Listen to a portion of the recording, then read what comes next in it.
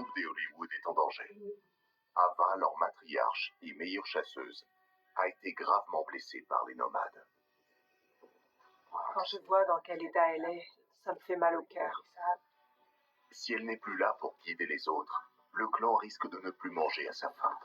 Mais ses sœurs pourraient considérer qu'elle n'a plus sa place dans le groupe. Elle a été salement amochée par les mâles nomades et les autres femelles. Et maintenant, elle est rejetée par les siens. Elle est toute seule dans son coin. Plus au sud, les MK sont dans une position difficile. Leurs mâles dominants vont devoir se battre pour conserver leur territoire. Ils ont tous dressé les oreilles. Il y a un lion qui a rugi pas très loin d'ici. Les nomades sont de plus en plus entreprenants. Les lionceaux que Sam et Nathan viennent de découvrir chez les MK courent désormais de grands risques. Je ne pourrais pas le supporter s'il arrive quelque chose à ces petits.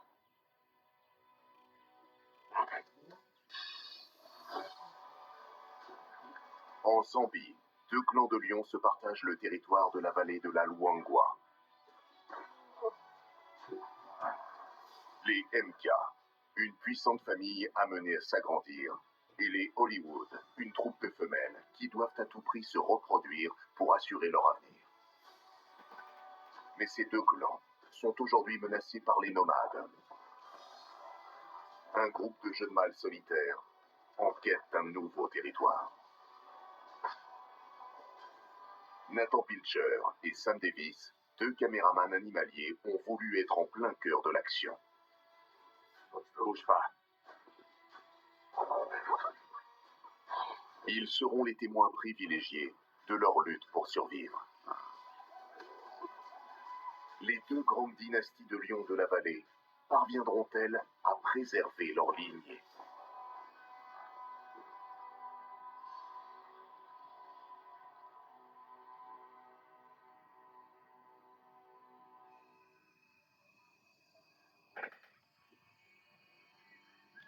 Le jour se lève. Le caméraman Nathan Pilcher a hâte de retrouver la savane. Hier, l'équipe a fait une belle découverte. Rosa, l'une des lionnes du clan MK, vient de mettre bas. On a laissé la mer ici hier. Je viens jeter un petit coup d'œil tôt le matin. Je m'approche de la rivière pour voir si elle est en train de boire.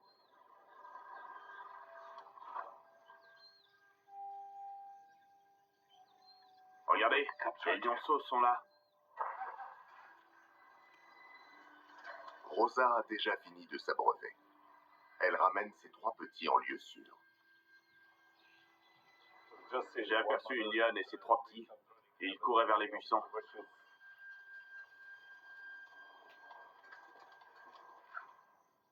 En mère expérimentée, elle cache ses petits dans des fourrés éloignés de la troupe depuis leur naissance. Ils sont âgés d'environ 8 semaines, et ce n'est que la 2e fois qu'ils explorent les environs. C'est tout un monde qui s'offre à eux.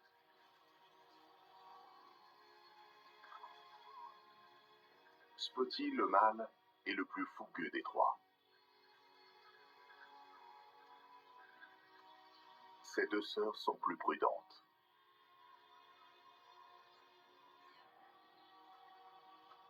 Lui a déjà besoin d'être surveillé.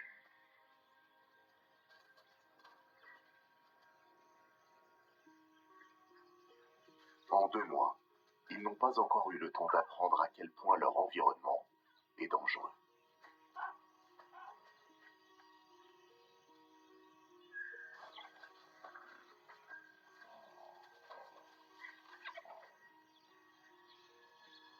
Les hyènes et les léopards sont réputés être des tueurs de lionceaux. Moins de la moitié d'entre eux survivent au-delà de leur première année. Ils sont encore moins nombreux à atteindre l'âge adulte. Mais le plus grand risque provient des autres lions.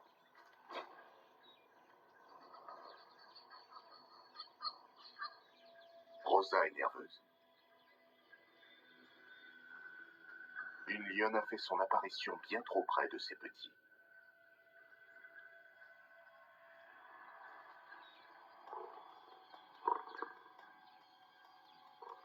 Nathan ne la reconnaît pas.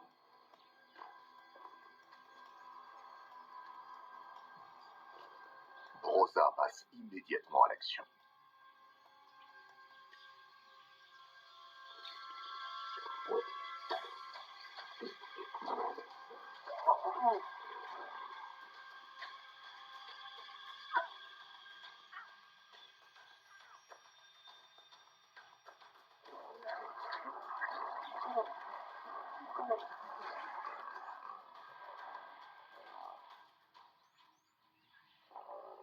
Sa rivale a reçu le message.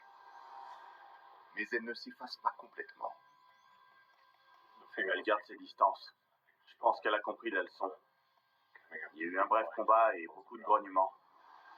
Les agressions entre lions peuvent être bien plus violentes, ce qui laisse penser que ces deux femelles font partie de la troupe DMK.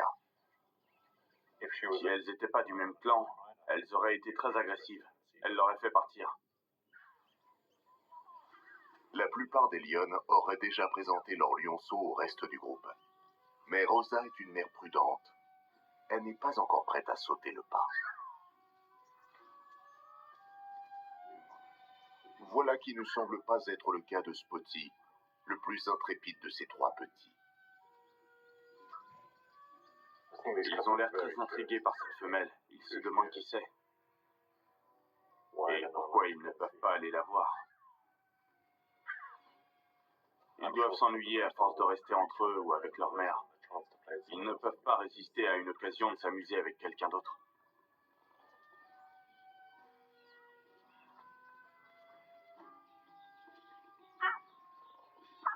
C'est leur première rencontre avec un autre lion.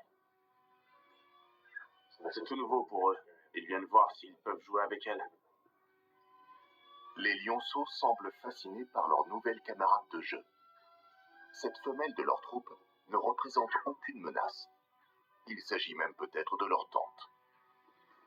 Mais Rosa n'est toujours pas rassurée.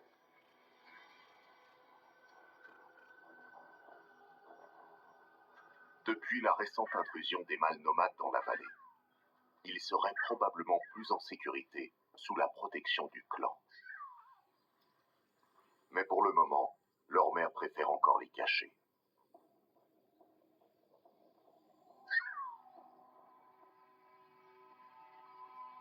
Le reste des MK se trouve à 2 kilomètres en amont.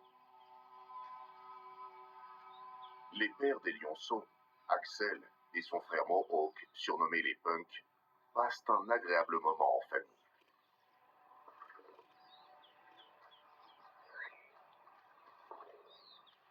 La force des liens qui unissent ce groupe très soudé leur a permis de conserver l'un des habitats les plus favorables aux lions de la vallée.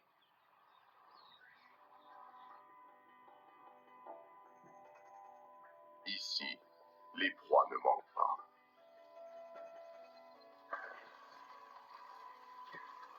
Mais les prédateurs sont aussi en nombre.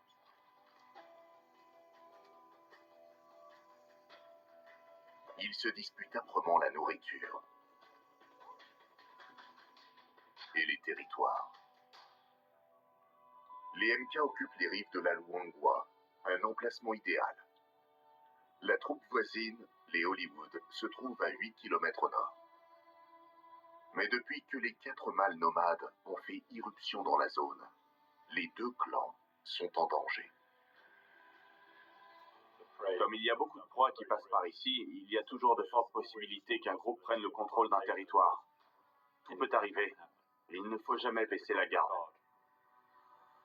Tandis que Nathan filme les MK, Sam Davis part au contact des Hollywood. Je sais que Nathan est très content d'avoir eu du temps pour filmer et d'avoir toujours suivi le même groupe. Et comme on est deux, on peut observer les deux troupes pendant toute la saison et voir leur histoire se développer.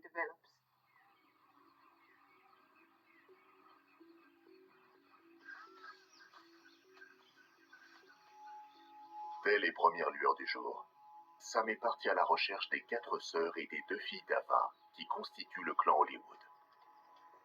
Elles se dirigent vers l'endroit où elles ont achevé une proie, c'est le dernier lieu où elles ont été aperçues. La carcasse est là. Je vois beaucoup de vautours, mais pas un seul lion. Hier, une agression brutale s'est produite ici même. Avec l'aide de 2 lionnes, les nomades s'en sont pris à 6 femelles de la troupe des Hollywood. Ava, la matriarche, a été séparée des autres et grièvement blessée.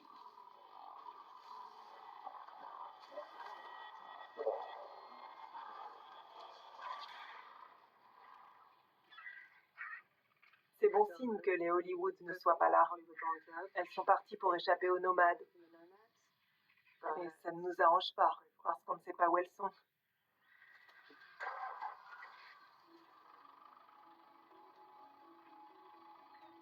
Sam s'inquiète pour Ava. Après un incident d'une telle violence, elle n'a aucun moyen de savoir où le groupe a pu s'enfuir.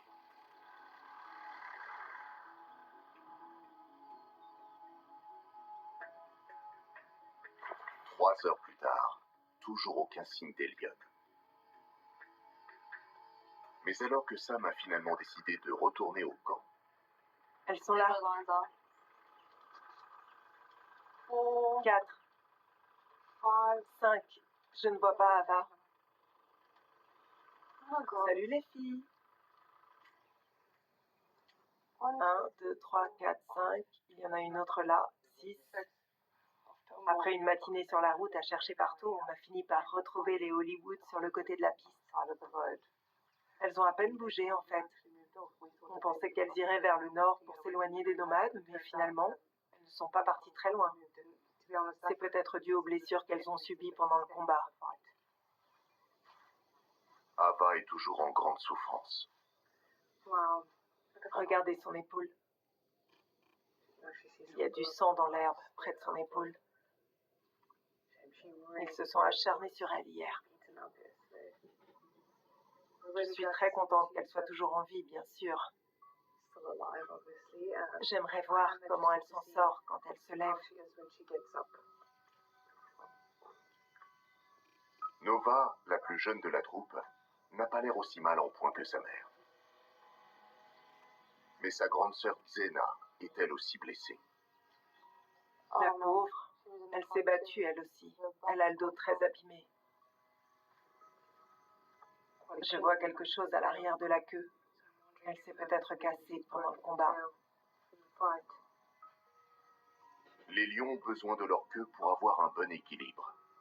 Si Xena ne peut plus compter sur la sienne, elle pourrait avoir du mal à chasser.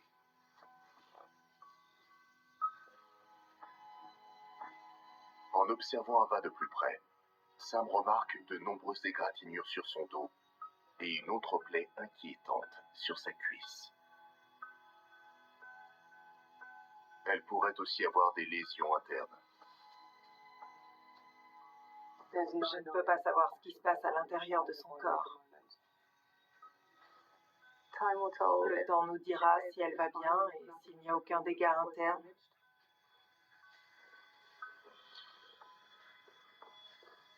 Les blessures d'Ava auront des conséquences pour elle, mais aussi pour tout le clan.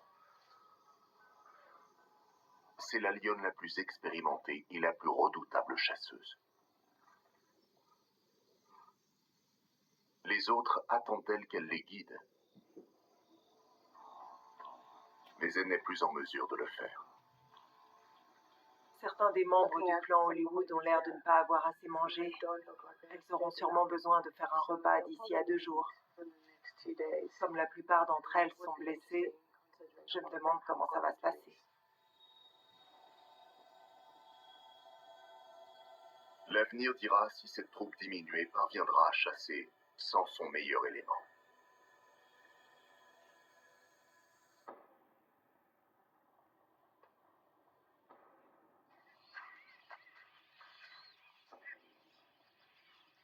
Les nomades, 4 vigoureux jeunes mâles, dont le chef est Thor, errent encore dans le territoire des Hollywood.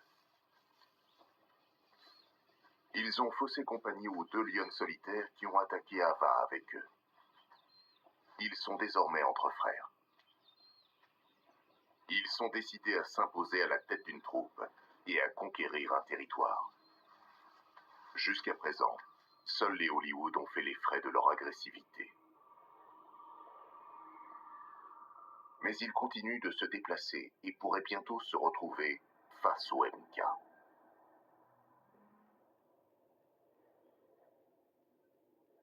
À l'extrême sud de ce secteur, Nathan est captivé par Rosa et ses lionceaux.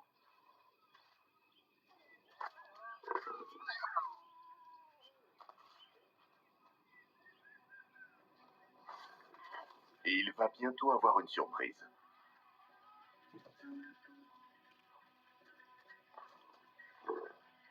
Zuri, la plus jeune sœur de Rosa, apparaît soudain, suivie de ses deux petits. Jusque-là, cette mère prudente avait préféré cacher sa première portée. Je suis très content. 5 lionceaux. C'est super. C'est une excellente nouvelle. Grâce à la protection conjointe de leur mère et de leur tante, ces lionceaux auront plus de chances de survivre. Surtout tant qu'ils seront séparés du reste de la troupe.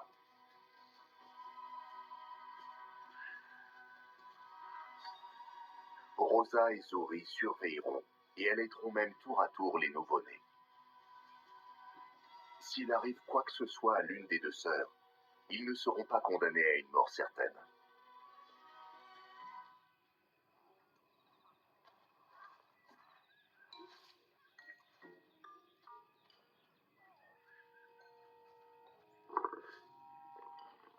Toutes les mères ont parfois besoin de souffler un peu.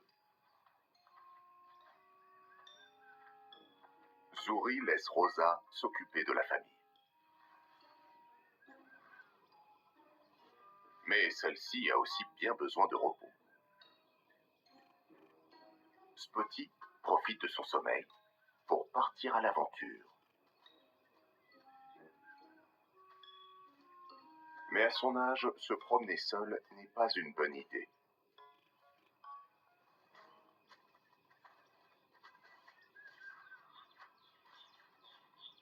Les antilopes et les babouins ne sont pas une menace.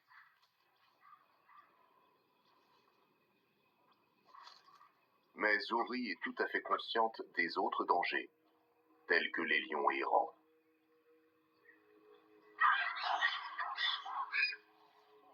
Elle arrive à temps pour ramener le petit explorateur à sa mère.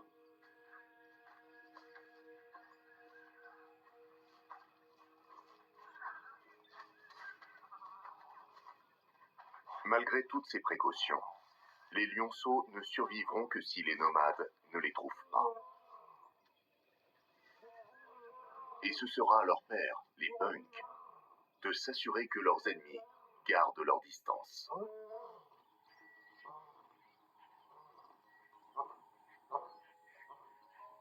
Quelques kilomètres plus au nord, les rugissements d'Axel font clairement passer le message à travers la savane. Ce territoire est à nous. En tant que mâle dominant, Axel et son frère Mohawk doivent constamment faire le nécessaire pour que les nomades ne pénètrent pas chez eux. On a suivi leurs traces toute la matinée. Ils nous ont fait tourner en rond. Ils doivent être en train de surveiller le périmètre. Mais ces lions de 9 ans ne sont plus dans la force de l'âge. Et plus ils vieilliront, plus ils auront de mal à repousser leurs rivaux. En regardant Axel marcher, j'ai remarqué qu'il boitait pas mal. On voit qu'il n'est plus tout jeune. Il n'a pas l'air en grande forme. C'est important pour les lionceaux. Ils ont absolument besoin d'être protégés par des mâles puissants. Mohawk et Axel sont à la tête du clan MK depuis 3 ans. Moins il y a de mâles dans une troupe, plus il est dur de la conserver. Ils ont donc bien joué leur rôle. Mais leur règne touche peut-être à sa fin.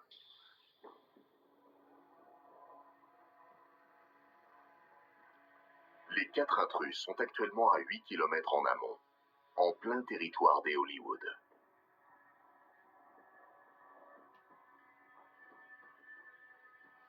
L'invasion dure maintenant depuis 10 jours. Jusqu'à présent, ils se sont tenus à l'écart des MK, mais les probabilités d'une rencontre augmentent de jour en jour. La saison sèche bat son plein.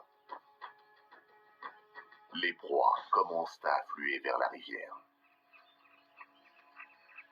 Et quand les proies se rassemblent, les lions ne sont jamais loin.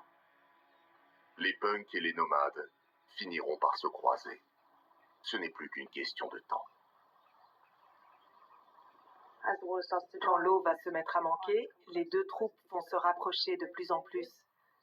Ce sera très dangereux. Et on sait que les MK ont des petits maintenant. Ça va amplifier le problème.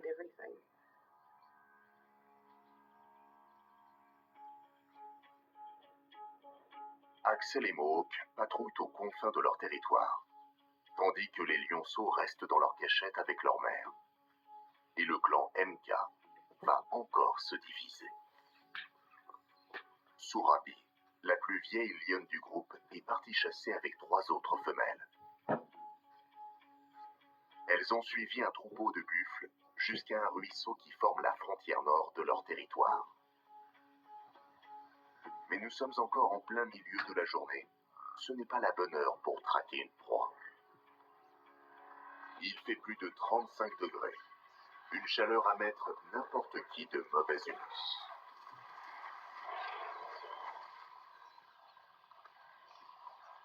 Cet éléphant n'a aucunement l'intention de partager les gousses nutritives de cet arbre.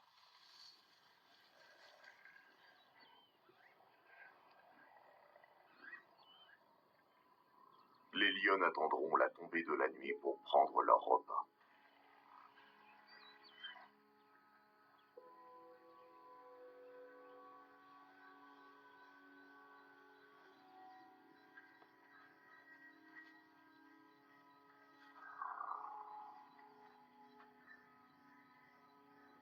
Les 4 chasseuses doivent choisir le bon moment pour tendre leur embuscade.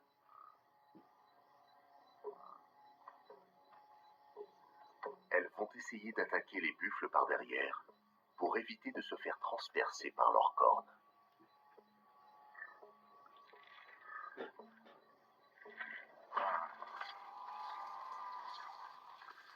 Elles ont voulu aller trop vite et se sont fait repérer. Les buffles sont les proies les plus difficiles à capturer, mais aussi les plus alléchantes. Tous ces efforts en valent la peine.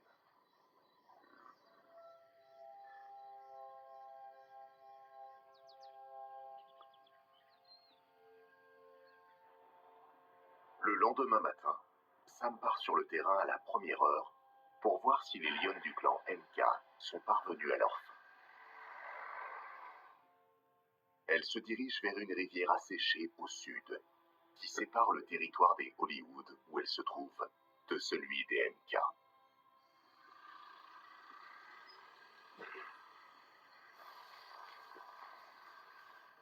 Quelques minutes après avoir traversé cette frontière, Sam repère un prédateur qu'elle connaît bien. Mais ce n'est pas un lion. C'est une hyène solitaire et son petit. Elle a déjà eu l'occasion de les apercevoir. Elle a baptisé le bébé Kadiki, ce qui signifie petite chose dans le dialecte local. Ils sont très mignons quand ils viennent de naître. Ils ont des poils de chien, une toute petite tête avec de grandes oreilles. Ils sont vraiment adorables. Sa couleur sombre indique qu'elle a environ 2 mois. Les jeunes hyènes ne sortent de leur tanière qu'en présence de leur mère. C'est donc un spectacle rare qui s'offre à Sam. C'est une vraie gloutonne. Elle n'arrête pas de pousser pour avoir du lait. Kadiki ne sera sevrée que dans 1 an ou 2. Sa mère l'emmènera bientôt vivre avec d'autres bébés et des adultes qui prendront soin d'elle. En attendant, elle restera seule dans le repère où elle a vu le jour et dépendra entièrement de sa mère. Chez les lions, les femelles allaitent tous les lionceaux et elles s'occupent d'eux ensemble. Là, ça ne se passe pas comme ça. Elle est seule responsable de son petit. Quand on voit des hyènes essayer de voler la nourriture des léopards ou des lions, il faut se rappeler qu'il y a une raison à cela. Elles doivent rester en vie pour pouvoir rentrer nourrir leurs petits. Les mères dépensent beaucoup d'énergie pour allaiter leur progéniture. Pour que Kadiki mange à sa faim, cette femelle doit aussi subvenir à ses propres besoins.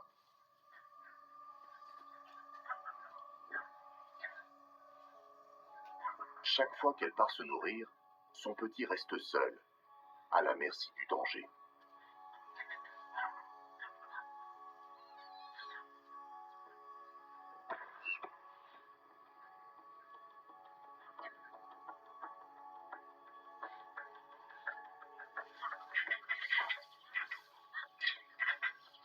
J'entends des cris d'alarme. Ça a commencé avec les singes et maintenant, c'est les babouins qui s'y mettent. En général, ça veut dire qu'il y a un prédateur à proximité.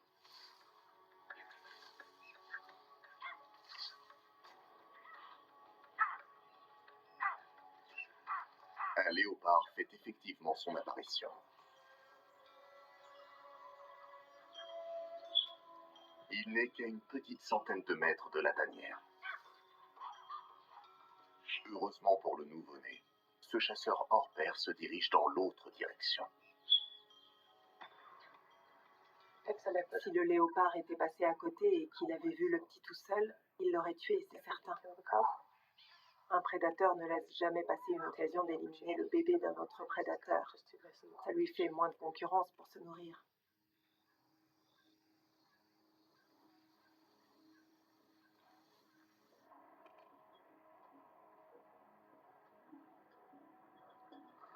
Non loin de là, Sam découvre Sourabi et les autres lionnes partis chasser la veille au soir. Visiblement, leur patience et leurs efforts ont fini par payer. C'est incroyable. Les 4 femelles du clan MK sont là. Elles ont réussi à tuer un buffle. Une prise de cette taille ne passe pas inaperçue, et elle n'attire pas que les vautours. Les punks sont aussi venus en profiter. Depuis l'intrusion des nomades, c'est la première fois que Sam les observe si loin au nord. Ces 2 mâles n'étaient jamais montés si haut. Un lion est prêt à tout pour manger. Mais ici, aux limites de leur territoire, ils sont plus près que jamais de l'endroit où les 4 envahisseurs ont été aperçus pour la dernière fois. Je me demande si les nomades sont dans le coin et s'ils peuvent aussi sentir cette carcasse de buffle.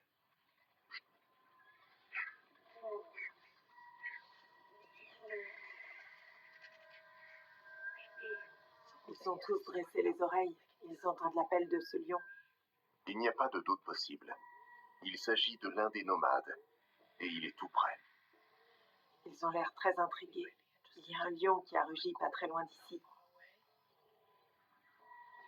Les punks mettent immédiatement fin à leur repas pour aller de nouveau marquer leur territoire.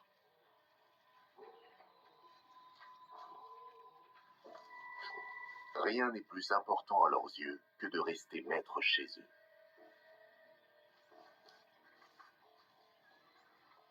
Tandis qu'ils accomplissent leur devoir, les lionnes peuvent récolter les fruits de leur labeur.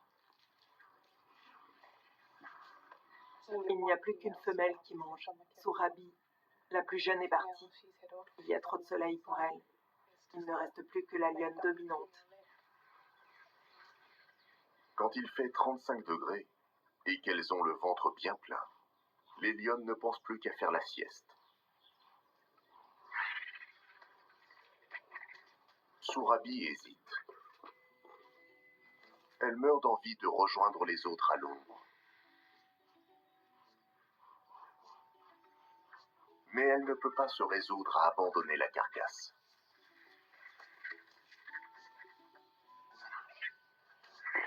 Elle ne veut pas leur laisser tout ça.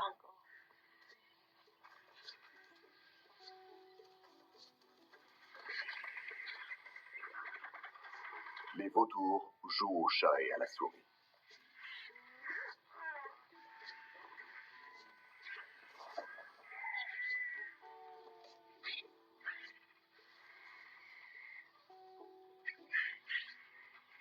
s'en va. La lionne finit par renoncer. Une dernière bouchée, peut-être.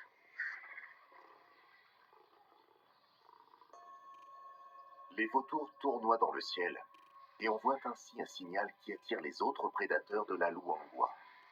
Surabi a des raisons de s'inquiéter. Il y a beaucoup d'hyènes sur ma gauche.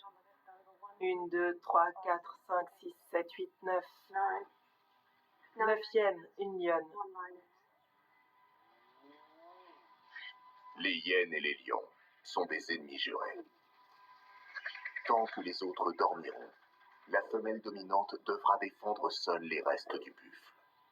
Elles sont en train de s'observer. Une lionne contre toutes ces hyènes.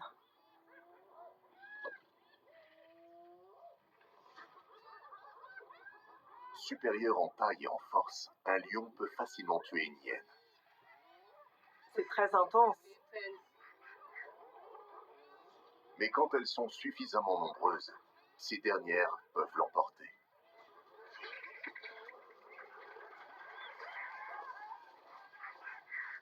Les hyènes continuent d'avancer, mais elles ne se laissent pas faire.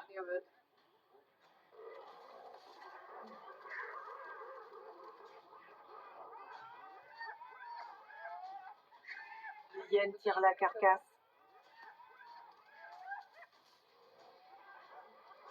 Elles se demandent si ça en vaut la peine.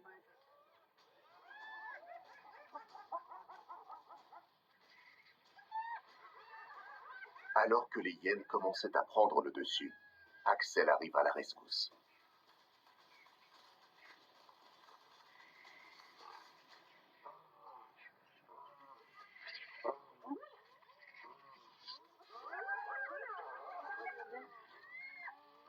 Ses adversaires savent très bien qu'il vaut mieux ne pas s'en prendre à un lion adulte.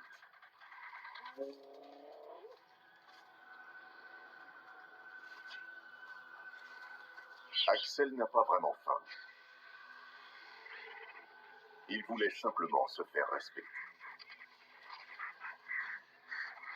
Les hyènes s'étant éloignées, les vautours peuvent enfin se mettre à table.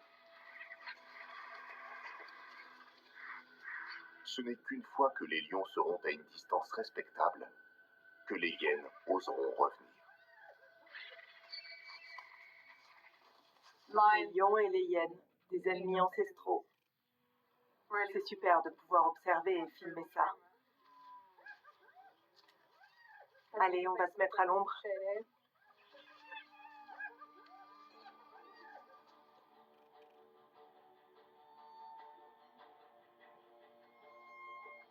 La saison sèche dure maintenant depuis 3 mois. Les points d'eau se sont vidés et les animaux commencent à se regrouper autour de la rivière. C'est une période difficile pour les proies. Quand elles sont tous ainsi rassemblées, elles facilitent la tâche de leurs prédateurs. Nathan est à la recherche du clan Hollywood. Il souhaite vérifier comment se porte Ava, grièvement blessée lors de sa rencontre avec les nomades il y a 3 jours. Les lionnes se sont déplacées. Nathan les retrouve à l'orée de leur zone de chasse favorite. Mais Ava est seule.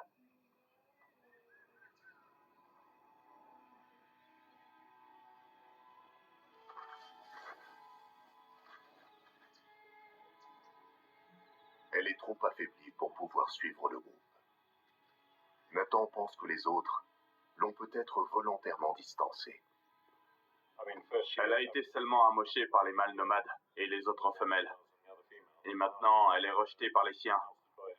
Elle est toute seule dans son coin. Les autres l'évitent. 1 heure plus tard, Ava finit par rejoindre la troupe.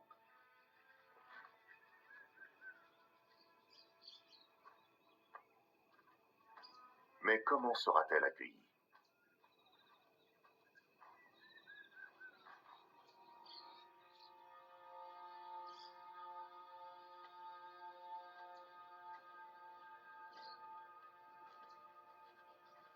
Au grand soulagement de Nathan, l'accueil est chaleureux.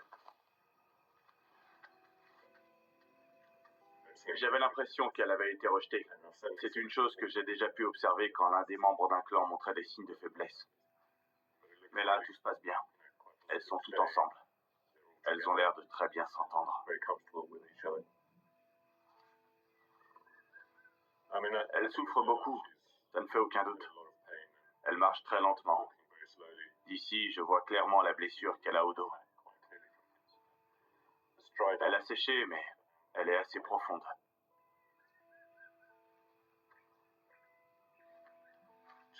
Apparemment, c'est surtout quand elle s'assoit que ça lui pose problème. Elle a grogné, elle doit avoir très mal. Ava a des raisons plus sérieuses encore de s'inquiéter. Les lions ont faim. Cela fait plusieurs jours qu'elles n'ont pas mangé.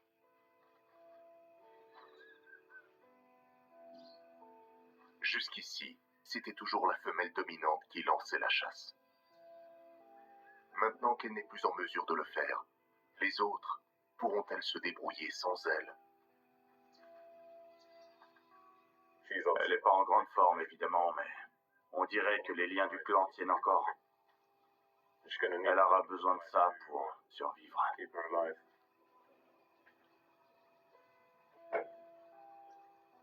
La journée s'achève. Sam est revenu se poster près de la tanière de la hyène, en plein territoire des MK. Kadiki, le bébé de 2 mois, attend toujours sa mère tapie sous terre. Sam est inquiète.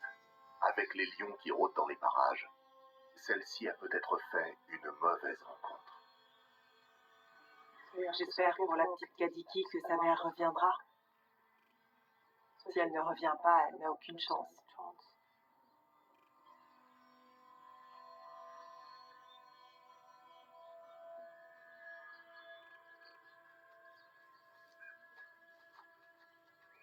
La voilà enfin de retour. Bonne nouvelle, Kadiki a retrouvé sa mère.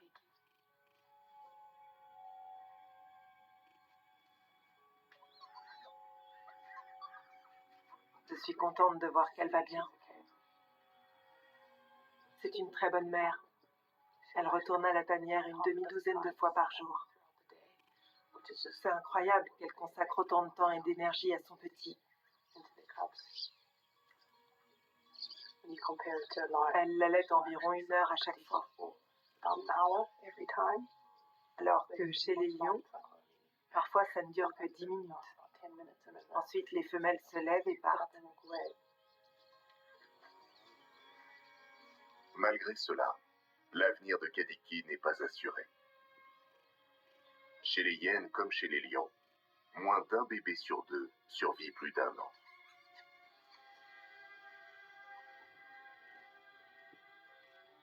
On ne peut pas savoir si Kadiki sera encore en vie à la fin de la saison, mais avec une mère comme celle-là, elle a de bonnes chances d'y arriver.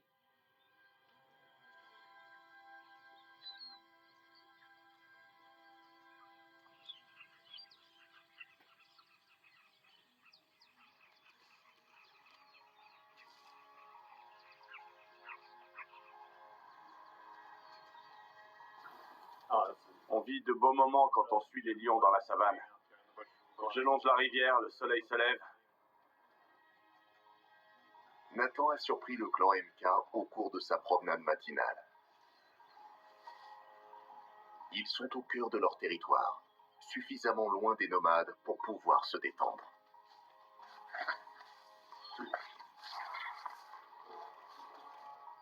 Rosa, la mère des 3 lionceaux, a rejoint la troupe. Elle est au bord de la rive, juste en face de nous. Elle attend sa sœur Zouri, laquelle ferme la marche. Toutes deux ont laissé leur petit dans un fourré, à l'abri des regards. Elles ont pris un risque, mais il est vital pour elles de renouer avec les membres de leur famille, avant de leur présenter leur progéniture.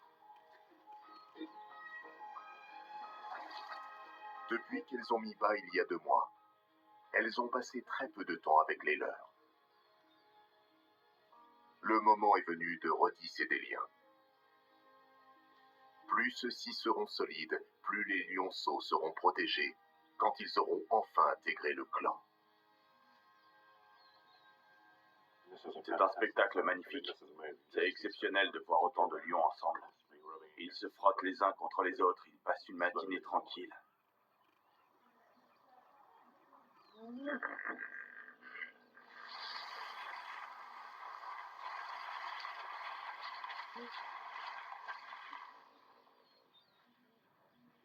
Tandis que leur mère se repose, les lionceaux sont laissés à eux-mêmes.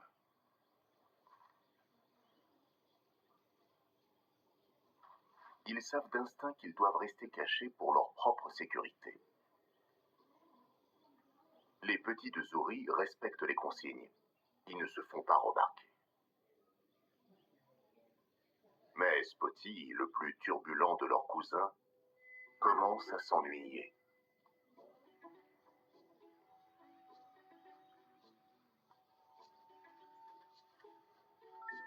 Ses sœurs ne tardent pas à le suivre.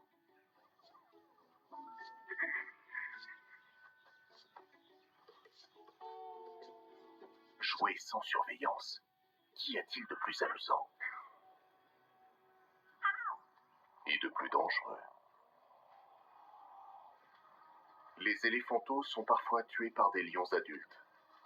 Quand un éléphant croise un lionceau, il n'hésite donc pas à l'éliminer.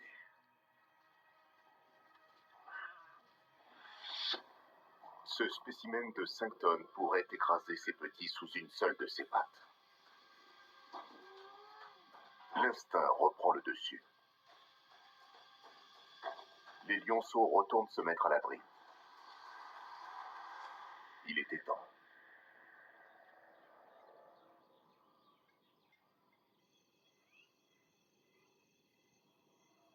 La nuit tombe. Ava et le clan Hollywood se préparent à chasser au nord de leur territoire. Elles n'ont rien mangé depuis qu'elles ont été attaquées par les nomades il y a 4 jours. Tout le monde a faim.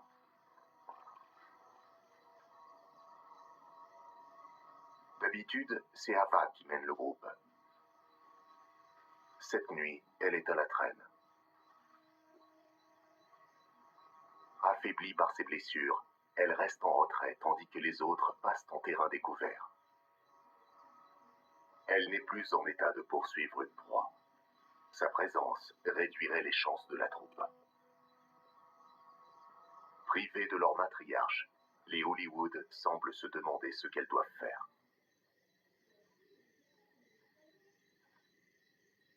Nova, la plus jeune, décide de prendre ses responsabilités.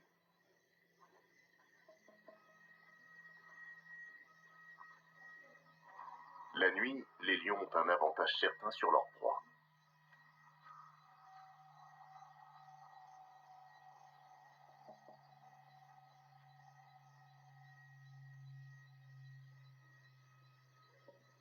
Ce lièvre ne se doute pas qu'Ava n'est qu'à 3 mètres de lui.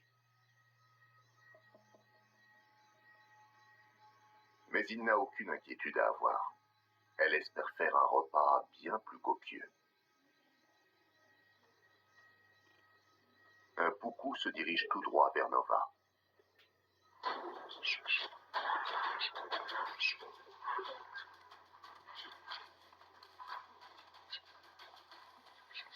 Les autres lionnes l'encerclent et le font fuir en direction de Xena.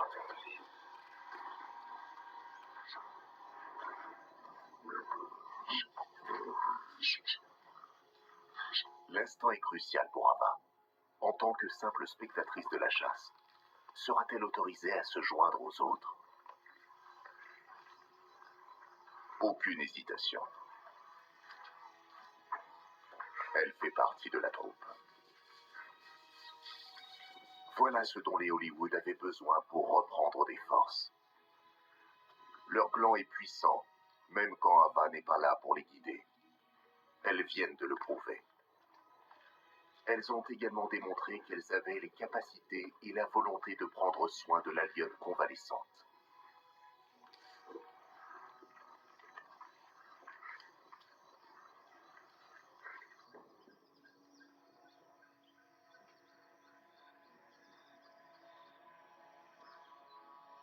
Cela fait maintenant 5 jours que les nomades sont arrivés par le nord et ont agressé les Hollywood. Depuis, ils se sont fait discrets, mais ils viennent de se remettre en mouvement et se dirigent à présent vers le sud. Les 4 mâles viennent de pénétrer dans le territoire des MK.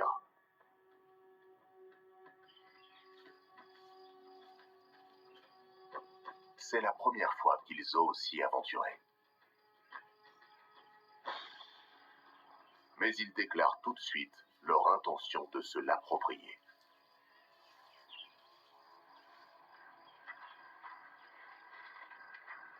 Cette intrusion se produit au pire moment possible pour Surabi et les 3 lionnes qui ont chassé avec elle. Elles sont toujours bien plus au nord que le reste du clan MK.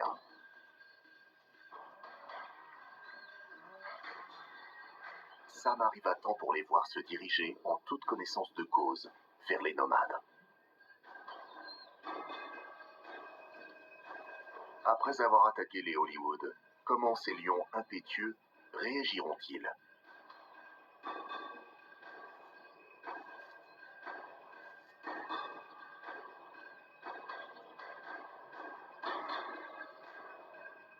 L'une des femelles a le courage d'avancer.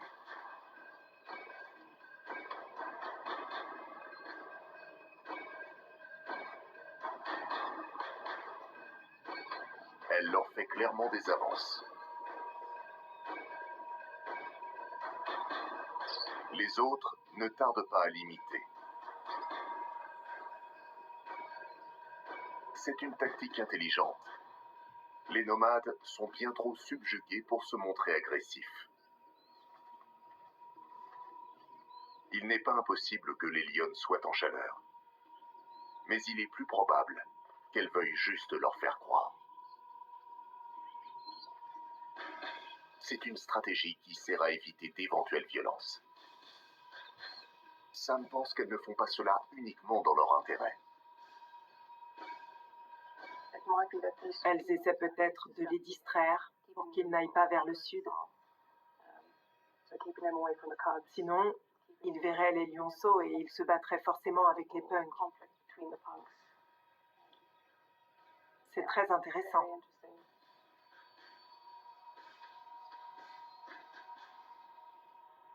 Au cours de la journée, les lionnes du clan MK vont s'accoupler à de nombreuses reprises avec les nomades et rester 8 heures à leur côté.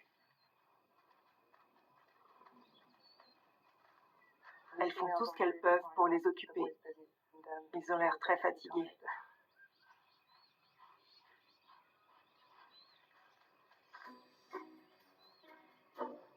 Seul Thor ne montre aucun signe de fatigue. La femelle sur laquelle il a jeté son dévolu a fini par se lasser. Mais malgré tous ses efforts, elle ne parvient pas à se défaire de lui.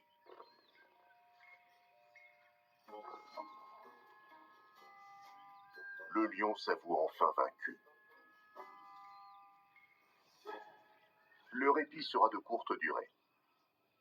Ils s'accoupleront jour et nuit durant 2 ou 3 jours, tout comme si la lionne était réellement en chaleur. Cependant, les nomades ne seront pas dupes éternellement. Quand ils en auront assez, rien ne les empêchera de s'enfoncer au cœur du territoire des MK. Ça risque d'être très dangereux pour les MK dans les prochains jours. Quelques kilomètres plus au sud, Rosa, Zuri et leurs lionceaux ne se doutent toujours pas de la menace qui pèse sur eux.